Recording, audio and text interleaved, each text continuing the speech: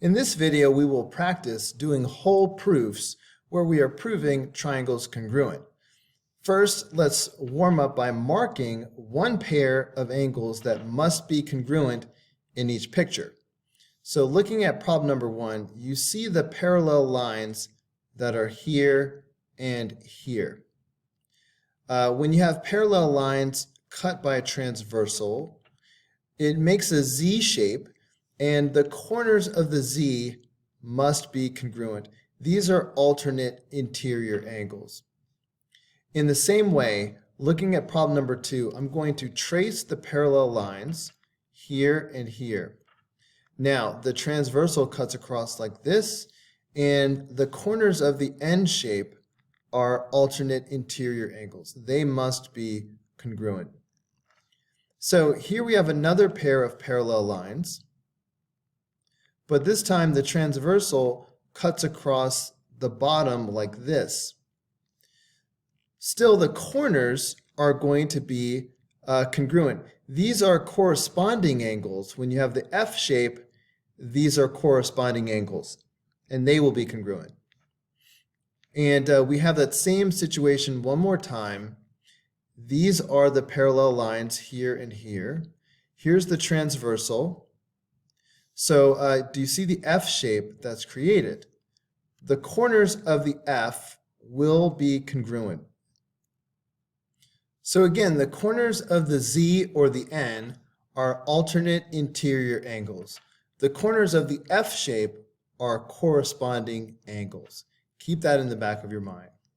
So let's move on and do an actual proof. Problem number 5. It's usually pretty safe to start off with the given. So I see right here we have angle R and angle S are right angles. So we can mark that in the picture. Angle R and angle S are right angles. And we're just going to copy that down. Before I move on to the second thing that is given, I need to convert the first statement into something is congruent to something. So I'm going to go ahead and put down my congruent symbol. And remember, whenever you have two right angles, those angles are automatically congruent. So I can simply say angle R is congruent to angle S. Now the reason is simply that right angles are congruent. So I'm going to abbreviate right angles are congruent. Now I can move on to the next given. So I'm just going to copy down that segment PQ bisects angle RQS. And of course the reason there is given. But now it's time to turn that statement again into something is congruent to something. So what will that be? Well, bisect means cut in half. I need to focus on this angle, RQS. That tells me what is being cut in half. So here is angle RQS. That is the angle that is being bisected. This is the angle that is being cut in half. So here are the two halves. So I simply have to name them. So angle RQP is congruent to angle SQP.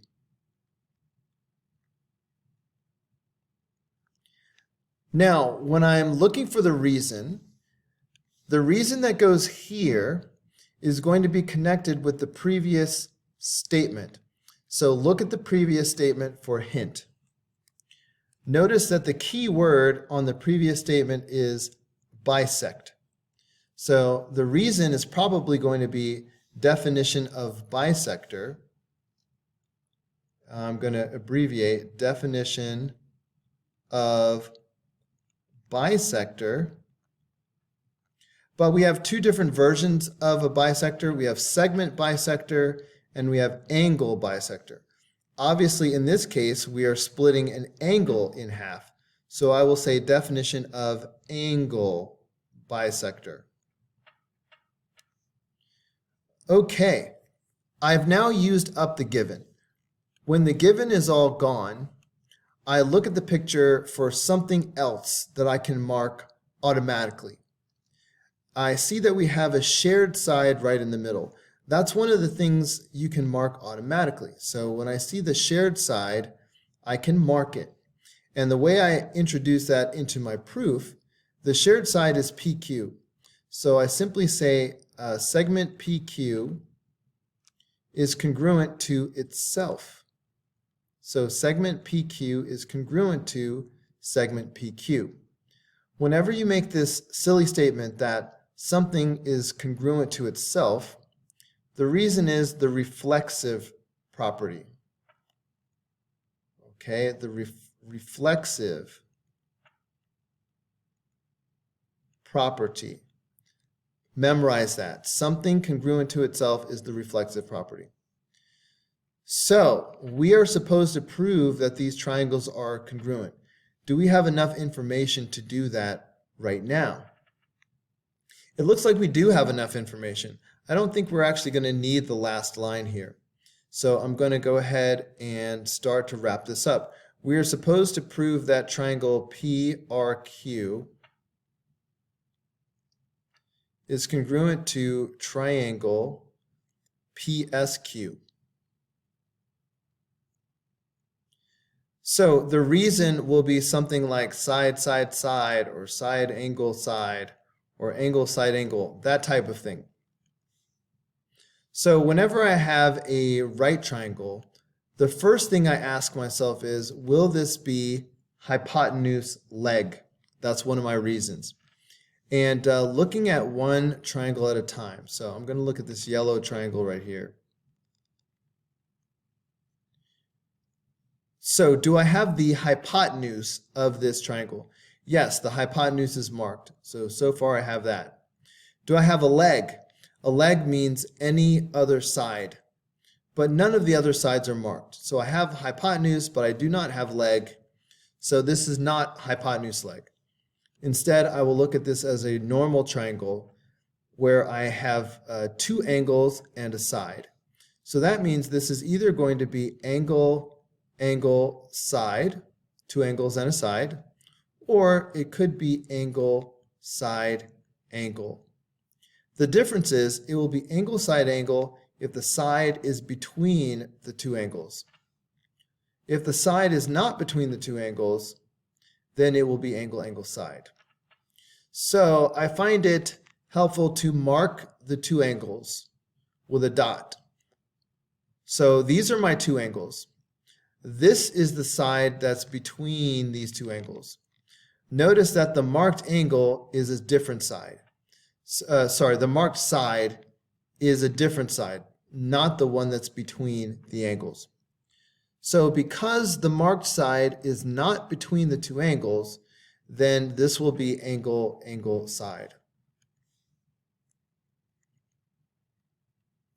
And we don't need the last row. Let's move on to problem number 6.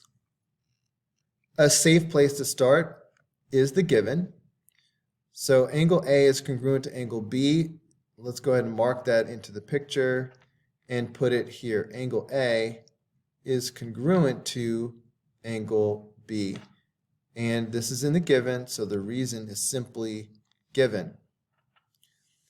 I see that there is another given, so I'm going to go ahead and write that down. So here it is, angle AQP and angle BQP are right angles, another given. Let's go ahead and mark that. AQP is right here, and BQP is right here. So there are the right angles. However, we need to quickly convert this into something congruent to something. All right, we need things to be congruent. And it's very straightforward. Whenever you have right angles, those angles are automatically congruent. So I will simply copy these angles. So angle AQP is congruent to angle BQP. And the reason is right angles are congruent.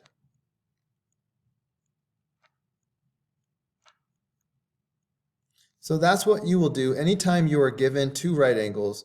You will say they are congruent to each other, and the reason is right angles are congruent. I've now used up the given. It's time for me to look over the picture and see if there's something I can mark automatically. I can mark the shared side automatically, and the shared side is PQ. So I should write segment PQ is congruent to segment PQ. All right, the shared side is congruent to itself. And as we saw in the previous problem, the reason is the reflexive property.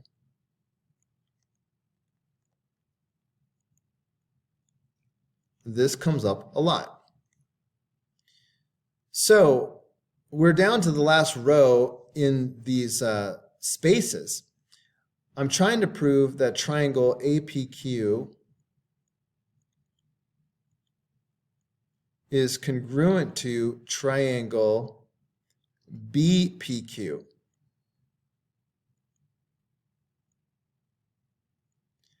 And we do have enough information to prove it.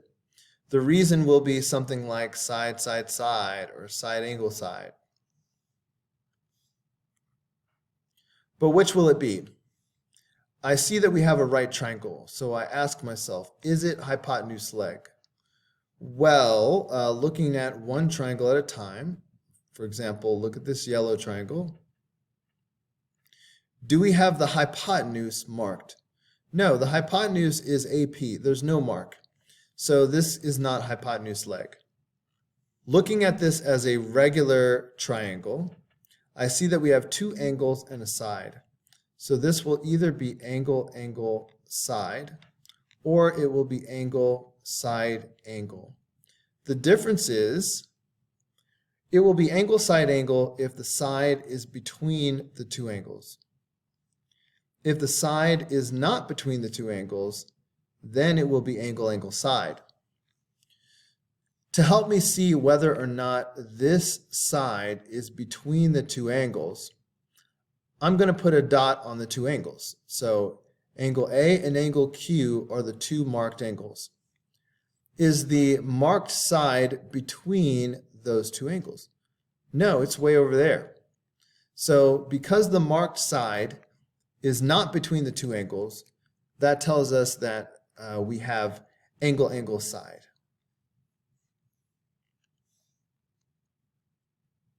That was supposed to be red. Angle, angle, side. So there's another proof for you. Okay, number 7.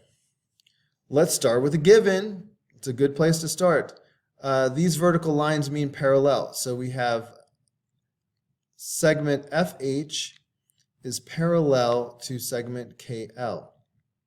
This is given. We need to translate this into something is congruent to something. The way I do that is trace the parallel lines. So we have FH, all right? So that's one of them. And it's parallel to KL, which is right here. Now try to make either an F or a Z out of this. For example, I could draw a line like this, and that creates a Z shape.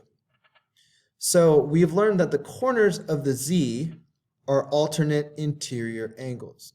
So this angle and this angle will be congruent. So let's write that down. The angle on the left is angle HFG. Angle HFG is congruent to angle KLG. KLG. The reason, when you have the corners of a Z or an N, these are alternate interior angles. So the reason is the alternate interior angles theorem. Let's move on to the second part of the given. G is the midpoint of segment FL, and of course that is given. As usual, we want to convert this as quickly as possible into something congruent to something. Focus on the FL part. Segment FL goes from here to here. So if G is the midpoint, right, that means G is right in the middle, so the left side will be congruent to the right side. In other words, segment FG will be congruent to segment GL. What is the reason for that? Whenever you are looking for the reason, you will probably find a hint in the previous statement. Sort of look diagonally at the previous statement, look for a hint. In this case, the key word is midpoint. That's why the reason is going to be definition of midpoint. I need one more pair of congruent parts in order to prove that these triangles are congruent. Is there anything that we can mark automatically congruent? Well, we've learned that we can mark vertical angles automatically because they are always congruent. So be careful when you name these. A common mistake is to write angle G is congruent to angle G. I understand what you mean, but this is not acceptable because angle G, there are actually two different angles here. You can't name them with the same name. The solution is to use the three-letter name for each angle. So the angle on the left, we might call this angle FGH. And the angle on the right, we might call angle LGK.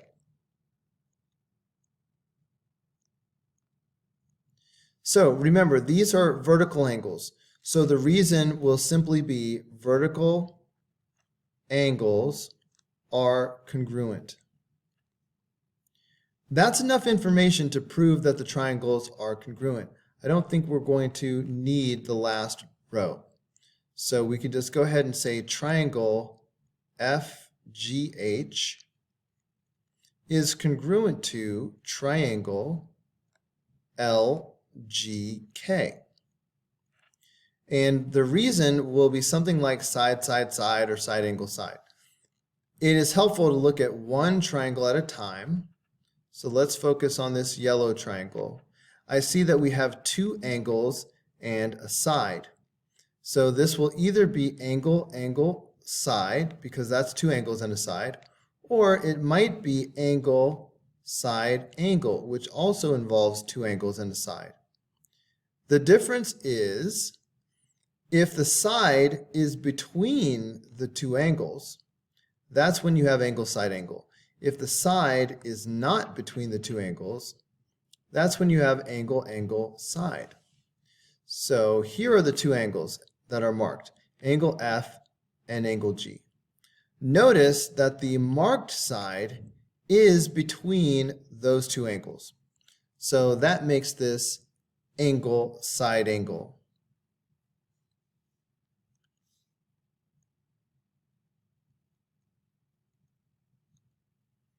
All right, let's go on to problem number 8. Oh, this is the last proof. Let's start off with the given. Wow, we have a lot of given. So we have segment XW is parallel to segment YZ. So that is given. But we need to convert this into something congruent to something.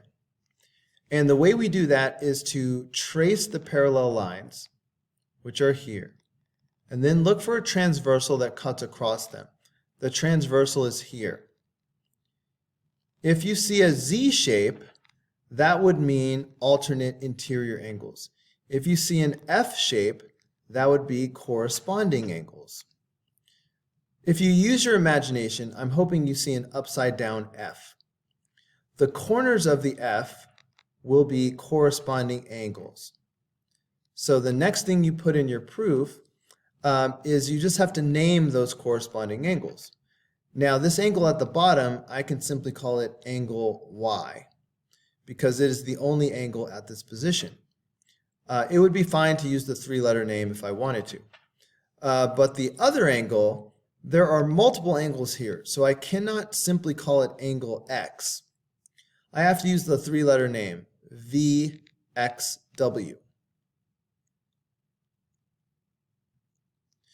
So I mentioned that these are corresponding angles. So I'm going to put the corresponding angles theorem. So that would be the reason. Next, we have a couple more things in the given. For example, segment VX is congruent to segment XY. Segment VX is congruent to segment XY. Of course, that is given, so that is the reason. Let's mark it. Segment VX is congruent to segment XY. Finally, we are given that angle W is congruent to angle Z.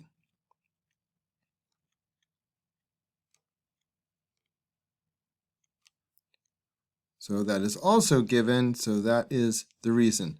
But we need to mark it. Here's angle W, and here is angle Z. That looks like enough information to prove that the triangles are congruent. So we will not need this last row.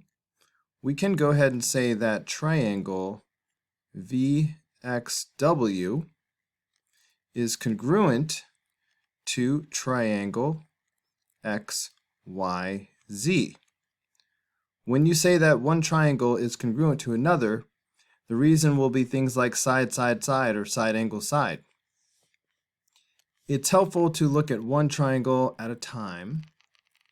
So if you look at this triangle, for example, I see that we have two angles and one side. That means this is either going to be angle, angle, side, because that's two angles and a side, or it will be angle, side, angle, which also involves two angles and a side. The difference is it will be angle, side, angle if the side is between the two angles. If the side is not between the two angles, then it is angle, angle, side. So looking at my yellow triangle, here's one angle that is marked. Here is the other angle that is marked. Here's the side that's marked. Is this side between the two angles? No. This is the side that's between the two angles. This over here is some other side. So because the side is not between the two marked angles, this is angle, angle, side.